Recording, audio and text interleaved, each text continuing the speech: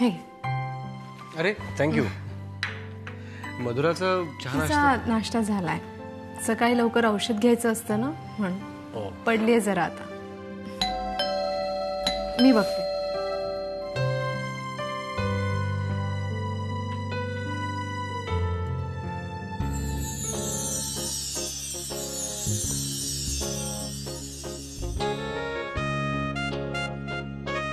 High, I am Neeraj. तू Vini right? हो.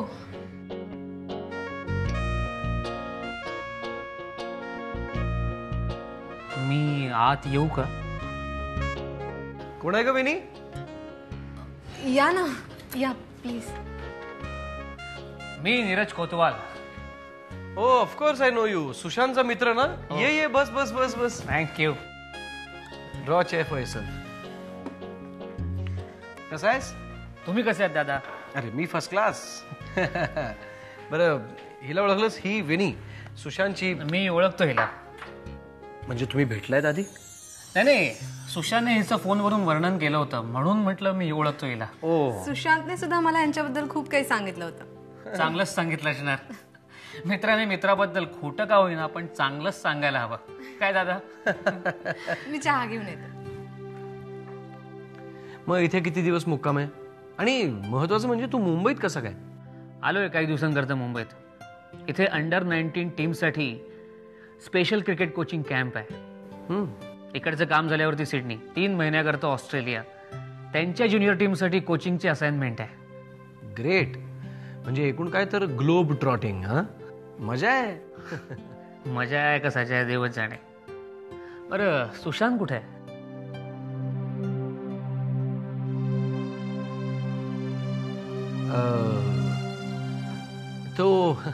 तो कामासाठी बँगलोरला गेलाय. अरे बापरे. का रे काय झालं? काही नाही, माझा असा विचार होता की काही दिवस तुमच्याकडेच राहिलो असतो. ठीक आहे, आता हॉटेलमध्ये राहील. नाही नाही कशाला. अरे सुशांत नसला म्हणून काय झालं? तू इथे राहू शकतोस. काय विनी? हो ना. थँक्यू दादा. अरे प्लेजर. घे चहा घे.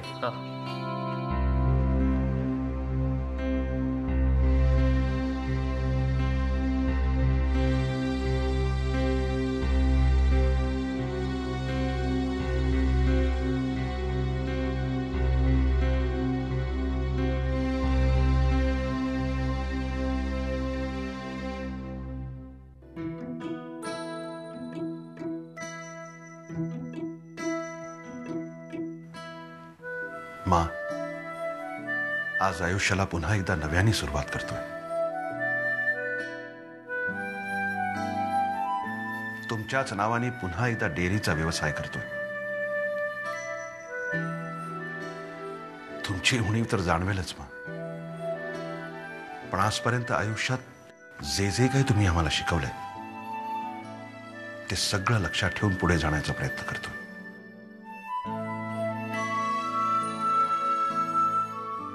आशीर्वाद असू दे.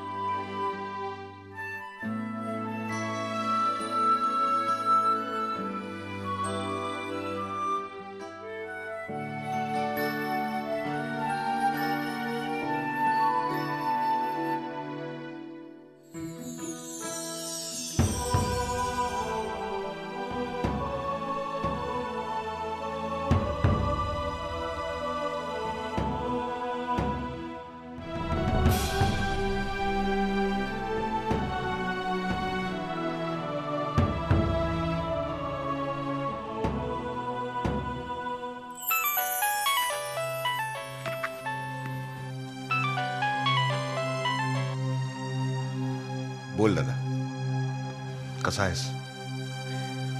बरा आहे, बोल ना. दिवाकर, एक अत्यंत आनंदाची बातमी द्यायची आणि त्याच संदर्भात आमंत्रण सुद्धा द्यायचं आहे, म्हणून आम्ही फोन केलाय. आम्ही एक जुनी डेअरी विकत घेतली आणि आता मानच्या नावाने ती पुन्हा सुरू करायचा विचार आहे. सुलोचना देवी फार्म प्रोडक्ट्स या नावाने आम्ही हा बिझनेस सुरू करणार आहोत. आज सकाळी पूजा झाल्यावर नव्या कंपनीचा शुभारंभ होईल. आणि आमची इच्छा आहे की तू तिकडे असावंस. त्या समारंभाला तू तिथे यायचंस. दादा, अरे खरंच खूप छान बातमी दिलीस तुम्हाला. मला तिकडे यायला खूप आवडलं असतं रे, पण माझी परिस्थिती तुला माहिती ना. दिवाकर, आम्ही येतो ना तुला न्यायला. आणि हे बघ, तू नाही आलास ना तर शालिनींना खूप वाईट वाटेल. शालिनी आता पुढे गेलेले आहेत, पण त्यांनी आम्हाला 3 वेळा बजावलंय आणि त्यांनी आम्हाला सांगितलंय की दिवाकर भाऊजी त्या समारंभाला पाहिजेत म्हणजे पाहिजेतच. खरंच आम्ही येतो ना तुला न्यायला. दिवाकर, तुमच्या दोघांच्याही मला भावना समजतायत रे दादा. अरे एवढं सगळं रामायण होऊनही तुमच्या मनामध्ये माझ्याबद्दल अजिबात किंतु नाहीये.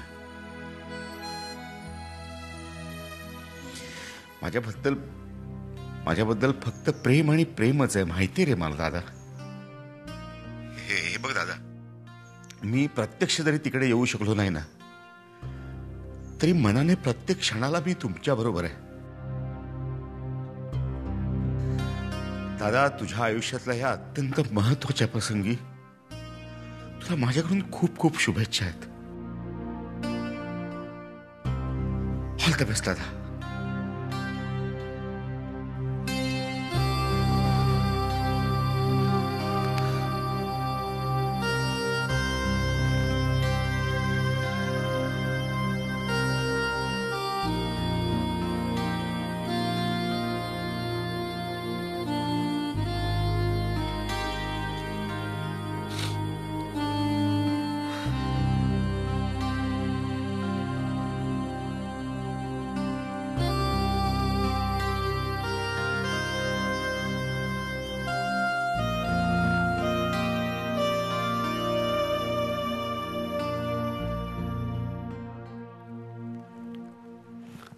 अरुणराव, मेघना बोलते. तुम्हाला एक फॅन्टॅस्टिक बातमी द्यायची होती. आपले शत्रू पद्माकर सरदेसाई यांच्या नवीन व्यवसायाचा आज शुभारंभ होतोय.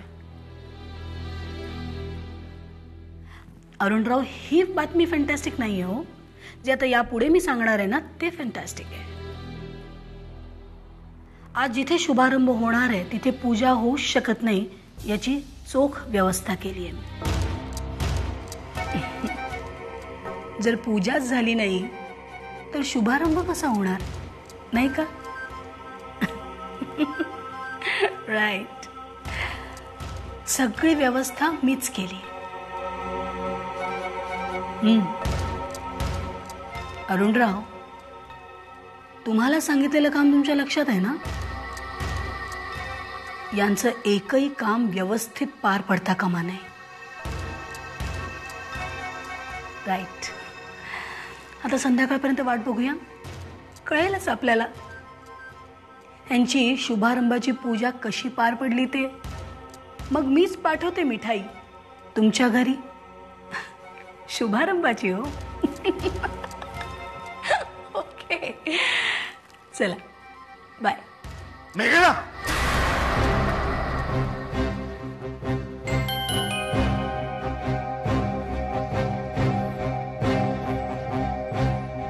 काय चालवतेस तू हे? अगं, एवढं सगळं झालं तरी अजून धडा शिकत नाहीस तू. मेघना, तुझ्या या असल्या वागण्यामुळेच बस बस. तुमचं तत्वज्ञान तुमच्याकडेच ठेवा, मला नका ऐकू. मी काय करते ते मला व्यवस्थित करते.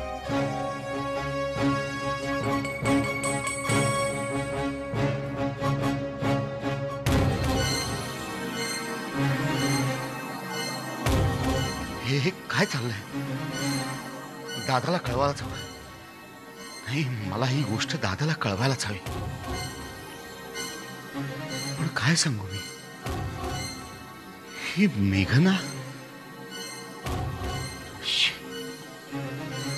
किती लाजिरवाणी गोष्ट आहे.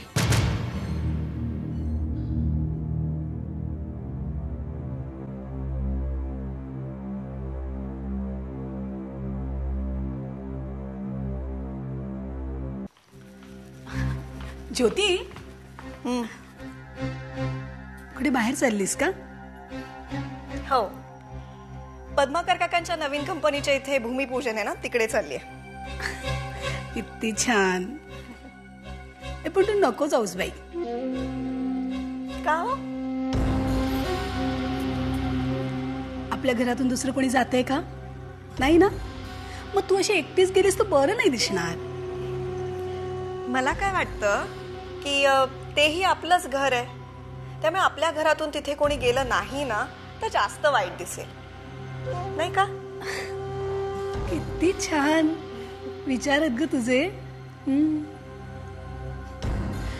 बरं, आता तुला जायचंच आहेस म्हणतेस तर जा तू. पण जातेच आहेस तर मग कायमचीच जा, परत नको येऊस. हा, काय नसो ना, या घराचे काही नियम आहेत, काही शिस्त आहे, ती पाळायला पाहिजे की नाही. आता मी तुला सांगितलं की या घरातून दुसरं कोणीही जात नाही, तरी तुला जायचंय, मग कायमचीच निघ. म्हणजे कोणालाच त्रास नको. ओके.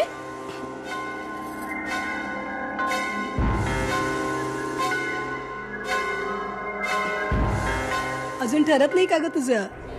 बरं बरं, विचार कर. हा, बरं, समजा तुझं इथेच याच घरी राहायचं ठरलं ना, तर माझ्यासाठी की नाही छान कॉफी करून पाठव बाळा.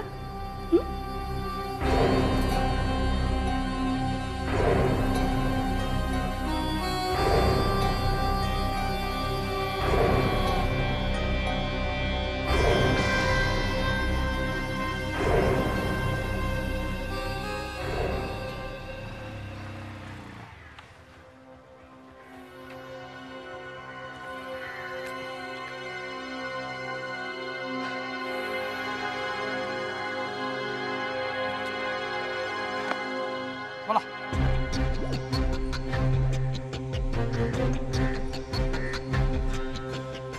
किती उशीर? हा, ते जरा कामात अडकलो.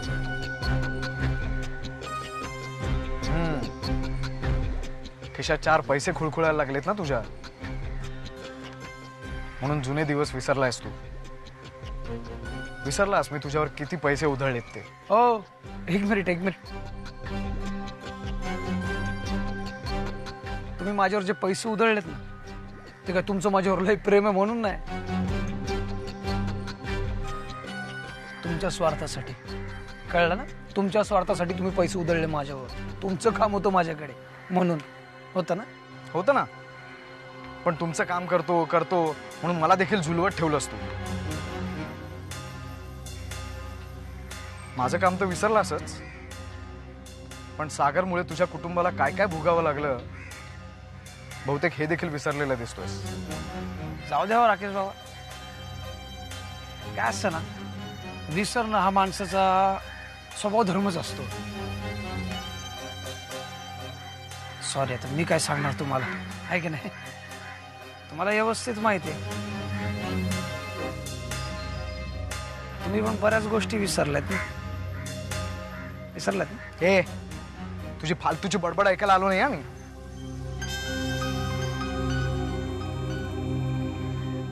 विजयने तुला काय सांगितलं हे तरी लक्षात आहे का? नाही, मला सांगू नकोस हवं तर. तू लक्षात ठेव, सागरवर सूड उगवायचा होता तुला. तशी प्रतिज्ञा केली होतीस तू. त्याला धडा शिकवायचा होता ना तुला.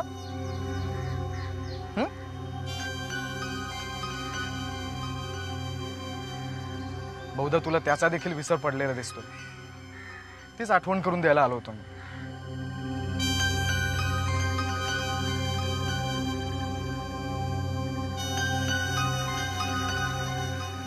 हे बघ, तुझ्यापेक्षा जास्त महत्वाची कामं माझ्याकडे आहेत.